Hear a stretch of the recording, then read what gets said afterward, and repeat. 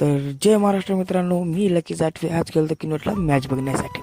तर गाडीला चालू करून मी निकल गया किनोट को जाने के लिए. तर हे आपल्या मंदापूरचं महादेव मंदिर.